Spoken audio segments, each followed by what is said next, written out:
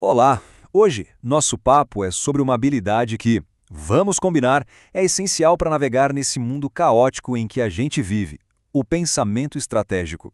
A ideia aqui é mergulhar nos pontos-chave e transformar esse conceito em algo prático, para o dia a dia.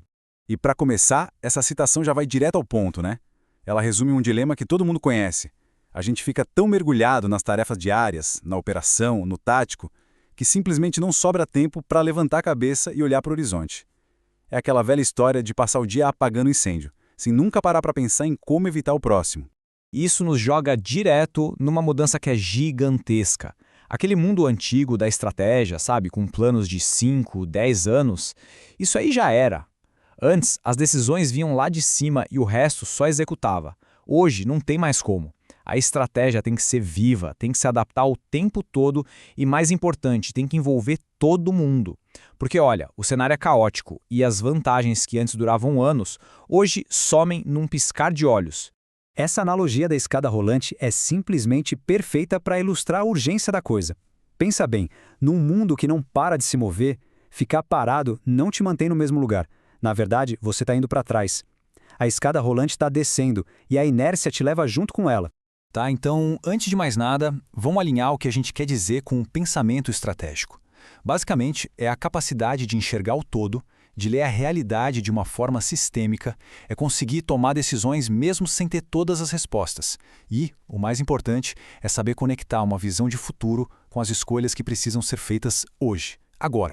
Certo, mas e na prática? Como é que se desenvolve isso? A resposta, ou pelo menos um caminho, está nesses 5 pilares. Pensa neles como os blocos de construção de uma habilidade que sim, pode ser aprendida e praticada. Vamos dar uma olhada em cada um. O primeiro pilar é sobre repertório. É encher o tanque de referências. Estratégia não sai do vácuo, não é mágica. Ela nasce de um conhecimento amplo, e isso significa ler sobre coisas fora da sua bolha, estudar assuntos diversos e, principalmente, ter humildade intelectual. O pulo do gato é começar a conectar ideias que, à primeira vista, não têm nada a ver uma com a outra. E essa busca por repertório nos leva ao segundo pilar. Olha que interessante essa analogia. É como um grande jogador de tênis. Ele não reage só onde a bola está naquele exato momento. A genialidade está em antecipar a trajetória, em reconhecer o padrão do jogo do adversário. Não é ter bola de cristal, é simplesmente entender para onde as coisas estão caminhando.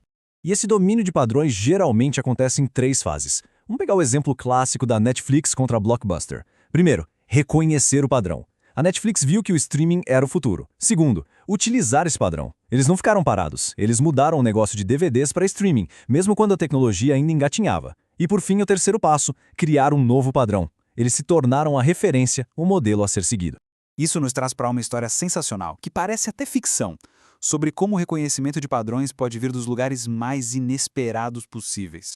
Pois é, a resposta é essa. A Domino's Pizza, analisando seus próprios dados, percebeu um padrão muito curioso. Picos de pedidos de pizza para o Pentágono, geralmente de madrugada, costumavam acontecer logo antes de grandes anúncios ou decisões geopolíticas. Eles criaram um tipo de alarme para isso. É um exemplo brilhante de como conectar os pontos entre uma coisa tão simples como pizza e algo tão complexo como a política mundial. O terceiro pilar é sobre gerar uma certa inquietude. É entender que as respostas que a gente tem hoje têm um prazo de validade bem curto. Empresas como a Amazon, por exemplo, não cresceram por terem as melhores respostas, mas sim por terem as melhores perguntas. Eles criaram o que chamam de cultura do porquê, um jeito de constantemente desafiar as próprias verdades e perguntar: e se a gente fizesse diferente? Bom, ter uma estratégia genial não adianta nada se ninguém entende ou se engaja com ela, certo? E aqui entra o quarto pilar, construir narrativas. Uma estratégia precisa de uma boa história. Pensa em como Steve Jobs apresentava os produtos. Ele não vendia um aparelho, ele contava uma história que fazia aquela tecnologia complexa parecer simples, essencial e, claro, irresistível. E uma boa narrativa tem o poder de transformar uma organização inteira. É o que ajuda a sair de um modelo de funil, onde cada área trabalha isolada, para o modelo de flywheel, ou volante de inércia, que é circular e integrado. No flywheel, todo mundo empurra na mesma direção, criando um movimento que se autoalimenta. A narrativa é o que faz essa roda girar de forma alinhada. E por último, mas talvez o mais importante, o pensamento estratégico não acontece por acaso. Ele precisa de disciplina. É preciso criar rituais para que ele possa existir.